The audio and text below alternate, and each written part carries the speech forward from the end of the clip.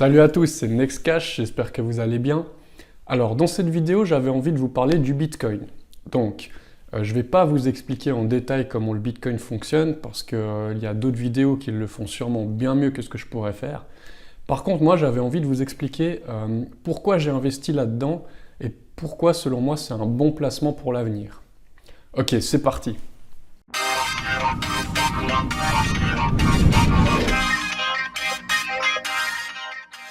Alors le Bitcoin, qu'est-ce que c'est?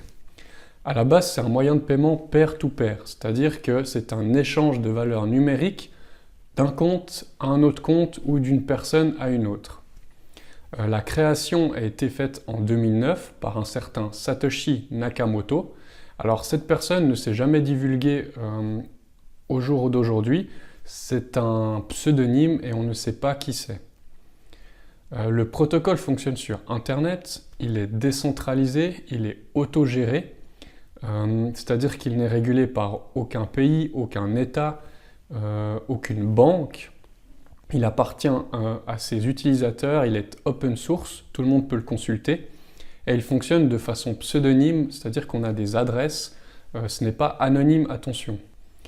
Il est régulé par l'offre et la demande, par la confiance que les gens mettent à l'intérieur du Bitcoin et par son potentiel de développement et son potentiel à l'avenir.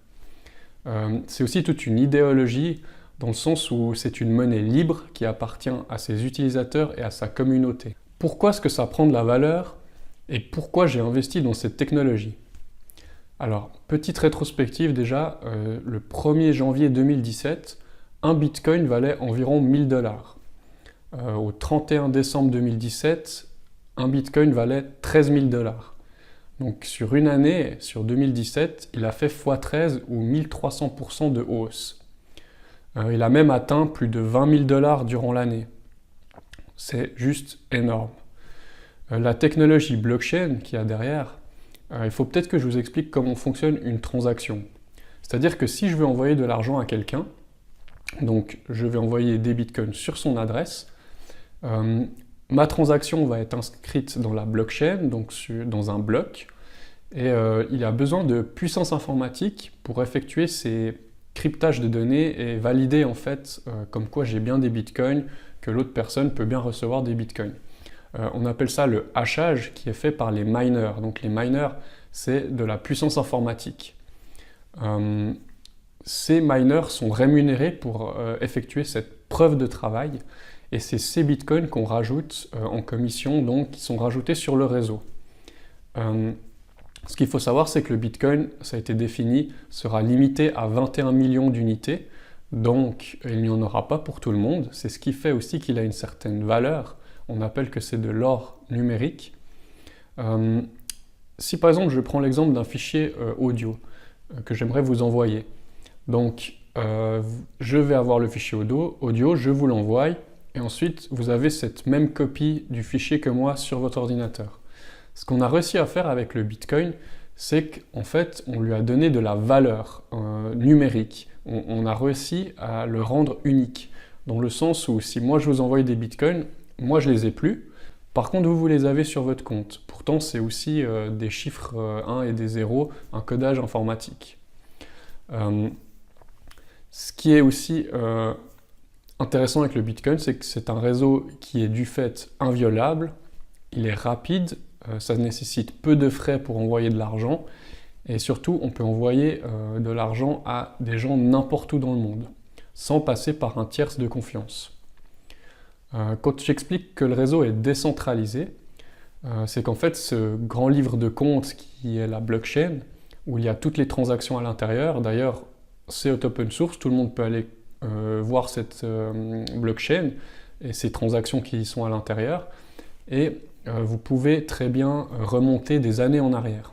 Ce qu'il faut comprendre, c'est que sur le réseau Bitcoin, il y a des nœuds qui stockent en fait une copie de ce livre de compte, de cette blockchain, et il y en a plus de 6000 sur le réseau Bitcoin.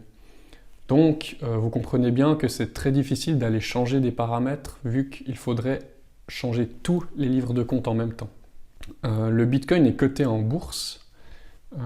Il y a des grands fonds d'investissement qui commencent à s'y mettre, des grosses banques qui commencent à investir là-dedans. il a une certaine popularité qui est croissante. Il y a aussi des gros partenariats qui vont faire que, par exemple, ça pourrait encore exploser, comme si Amazon décide d'accepter le Bitcoin, par exemple. Il y a un market cap de plus de 600 milliards dans les monnaies virtuelles, ce qui n'est pas rien. Et le Bitcoin est numéro 1 au niveau des transactions qui se passent chaque jour, devant le Ripple et devant l'Ethereum, qui sont deux autres grosses monnaies.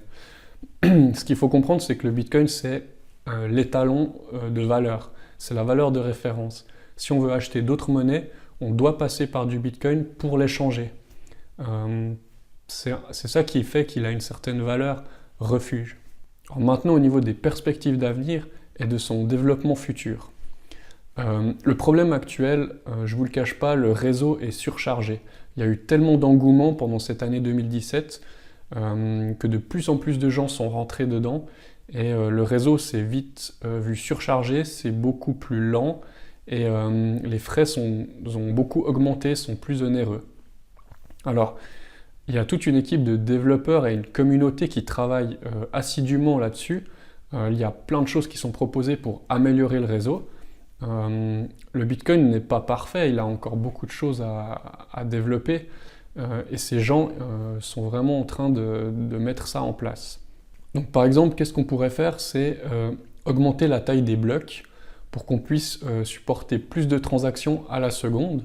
Il y a le projet Lightning Network qui consiste en fait à ouvrir des canaux de transactions qui sont à côté de la blockchain, donc qui permettraient de soulager la blockchain.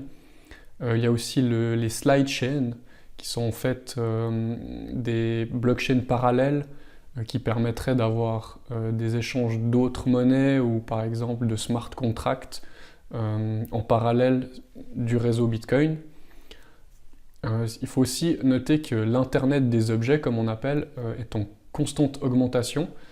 Par exemple, je vais vous prendre la façon de payer son ticket de métro. Donc, ce qui est plutôt embêtant, en général, c'est qu'on doit aller à une borne de paiement qui va fonctionner par exemple avec Visa ou Mastercard. On prend notre ticket, ça débite. Ensuite, on va passer dans le tourniquet, on met le ticket. Et c'est plutôt embêtant et pas très fluide, on va dire.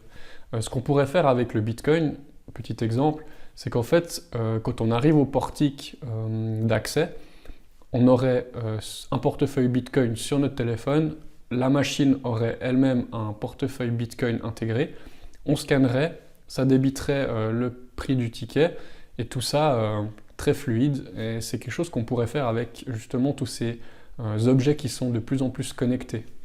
Le Bitcoin est une monnaie programmable, c'est-à-dire que on peut y insérer des conditions et de transactions, par exemple, automatisées.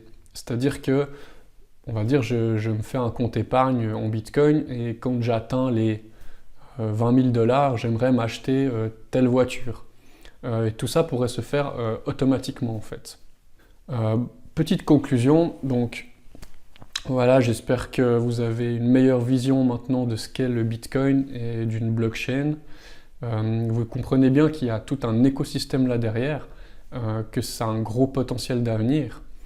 Bien sûr, il y a aussi un changement d'idéologie à faire par rapport à nos moyens de paiement et à notre façon de voir l'argent. Comme au tout début d'Internet, au final, ou si je prends aussi l'exemple du début de l'automobile, qui a remplacé les calèches et les chevaux. C'est tous des changements de paradigme, comme on pourrait dire.